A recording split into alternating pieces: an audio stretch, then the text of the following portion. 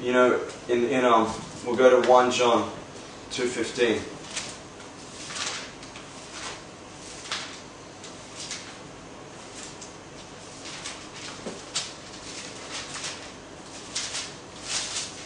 John 2:15.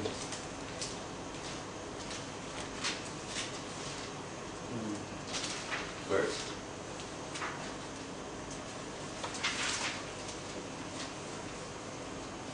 John 2:15. So if it's the world that is your treasure, if what you're investing all your time is things of the world, this is what it says in 1 John 2:15. Do not love the world or the things in the world. If anyone loves the world, the love of the Father is not in him. For all that is in the world, the lust of the flesh, the lust of the eyes, and the pride of life, is not of the Father, but is of the world. And the world is passing away, and the lust of it. But he who does the will of God abides forever.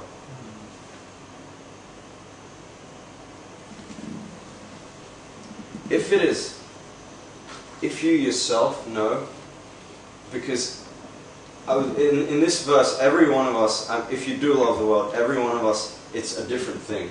Like, it's not the same thing. We don't all, love, I don't know, Prison Break. We don't all love, some people might be obsessed with fridges. For everyone, it's something different. And if there is something that you're loving that has exalted itself above Christ, if there's something that excites you more than Christ, more than a gift bigger than anything you could have ever possibly received, it is a fearful thing. It says that the love of the Father isn't in you.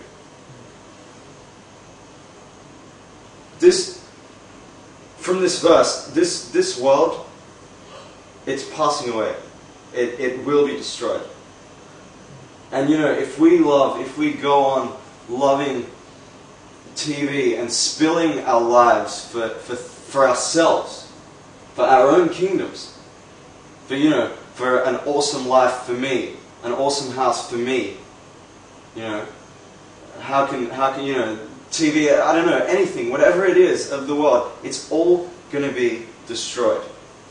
It's all going to be burnt and destroyed. And the uselessness of spilling yourself into other things besides Christ, no matter what it is, even if it's ministry, even if you're spilling yourself into ministry, it's useless. It's absolutely useless. Because Christ, I'll give you an analogy. Christ, I'll leave that analogy for later. Anyway, but it's useless. I remember when I became a Christian, I really struggled with this. I thought, alright, I've got to get rid of this, to love God. I kept thinking, like when I became a Christian, I let go of things that I loved, okay? Like I let go of a lot of things that I loved. But the massive mistake that I made is instead of clinging onto Christ, instead of clinging onto Jesus, I replaced those things with other things. With just other things. Like if it was music that I really, really loved, just crap music, I'd replace it with music that was, that was more acceptable to Christians, to the Christian culture. I replaced it with things that, that seemed alright in the eyes of other Christians. But the thing that I really missed, the thing that I really, really did miss, is I replaced it with the absolutely wrong thing. I was still loving the world. Even though, okay, this was Christian music, this was movies without swearing in them, this was, whatever it was that I replaced, I didn't replace it with Jesus. I didn't replace it with Jesus. I wasn't grabbing... I didn't... Jesus wasn't my treasure.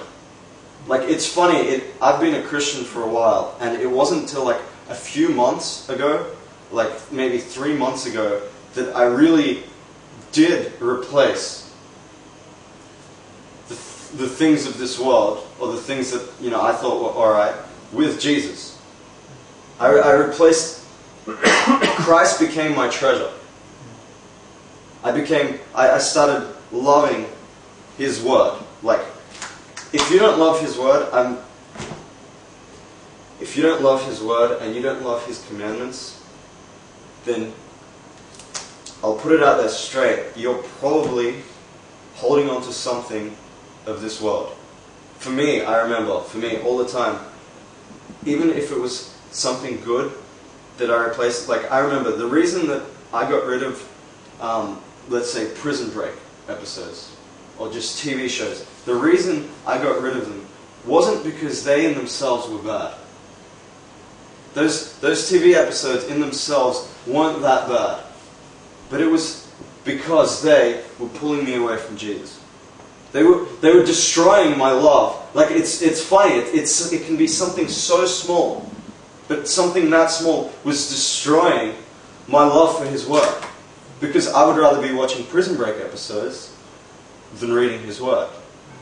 You know? I would rather be, you know, doing something or other than reading His Word. And so, I think a really good way to test yourself, to know if you truly love Jesus, and if you truly love Christ, and if He's truly your treasure, is how much time are you investing in Him? How much time are you investing in the things of God? That verse that we read earlier in John, the things of this world are passing away. Was that in 1 John? Did I read that, Matt? Was it in Matthew 6? 21. 21.